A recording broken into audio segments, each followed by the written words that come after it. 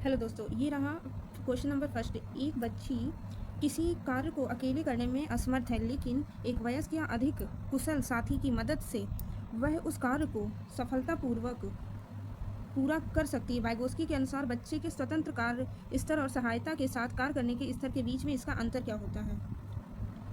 इसका आंसर है ZPD।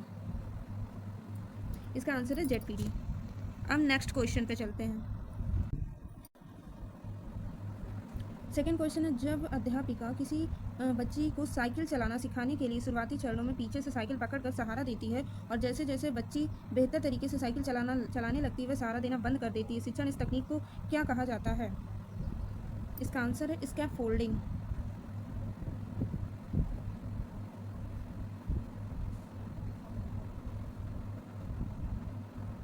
Scaffolding यानी पाड़, ढांचा, ये सभी इनके हिंदी के नाम।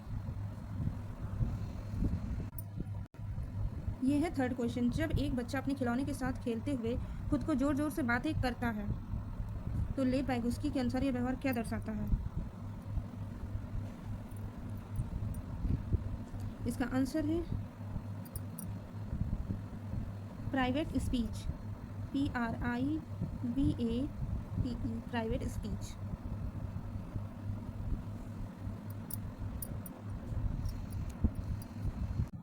क्वेश्चन नंबर है फोर्थ, लेव वाइगोस्की के अनुसार बच्चों का संज्ञानात्मक यानी कॉग्निटिव विकास मुख्य रूप से किसका परिणाम होता है?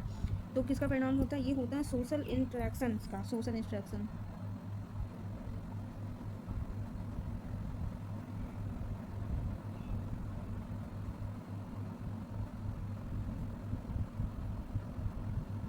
Social instruction.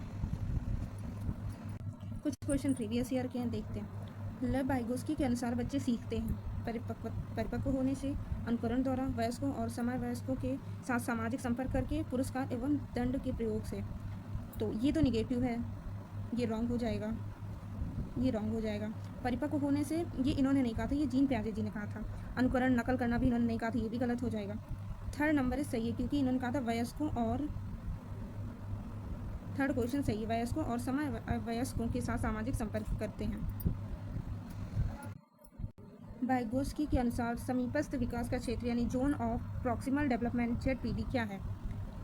फर्स्ट ऑप्शन, बच्चे द्वारा स्वतंत्र रूप से किए जा सकने वाले कार्य और सहायता के साथ किए जाने कार्य के बीच का अंतर, बच्चों का वास्तविक विकास का स्तर, शिक्षक द्वारा दी जाने वाली अस्थायी सहायता, बच्चे के सीखने का सबसे कठिन चरण।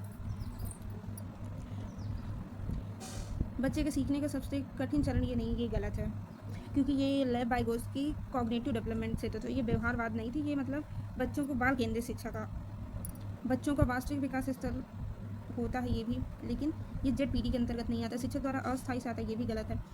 फर्स्ट क्वेश्चन नंबर फर्स्ट सही है, बच्चे द्वारा स्वतंत्र रूप से किए जा सकने और कार्य और सहायता के साथ किए जाने वाले कार्य के बीच का अंतर होता है, ZPD।